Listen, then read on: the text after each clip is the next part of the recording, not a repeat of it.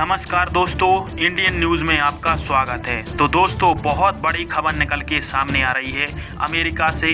दोस्तों, भारत और अमेरिका के बीच में एक ड्रोन को लेकर बहुत बड़ी डील हुई थी जो कि लगभग $3 बिलियन के आसपास की थी और इसमें भारत अमेरिका से कई सारे हथियार खरीदने वाला था और इसमें जो प्रमुख हथियार था वो दुनिया का सबसे खतरनाक ड्रोन MQ-9 प्रेडिएटर ड्रोन है। और अब यह जो डील है वो लगभग कन्फर्म मानी जा रही है भारत की तरफ से, परंतु भारत की जो डिफेंस मिनिस्ट्री है उन्होंने कुछ शर्तें रखी है अमेरिका के सामने, जो कि अमेरिका यदि मानता है तो यह डील पूरी तरीके से कन्फर्म हो जाएगी और भारत के पास दुनिया का सबसे खूंखार ड्रोन MQ-9 प्रेडिएटर ड्रोन आ जाएगा।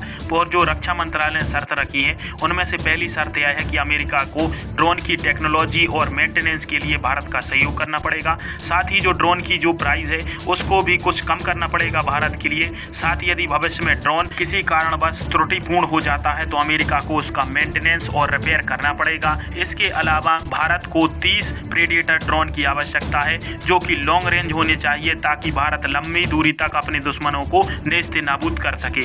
यदि अमेरिका भारत की इन शर्तों को मानता है तो भारत के पास दुनिया का सबसे खूंखार ड्रोन आने वाला है। और दोस्तों, वर्तमान समय में जो अमेरिका और भारत के रिश्ते हैं उनको देखकर ऐसा अब लगने लगा है कि जल्द ही जो बाइडेन इस डील को कंफर्म कर देंगे और भारत के पास दुनिया का सबसे खूंखार ड्रोन आ जाएगा। यदि प्रेडिएटर ड्रोन की कैपेबिलिटी की बात करते हैं तो predator drone A2 surface missile से दुश्मन पर वार कर सकता है। साथ ही कई सारे बमों को अपने साथ कैरी करके दुश्मन पर दाग सकता है।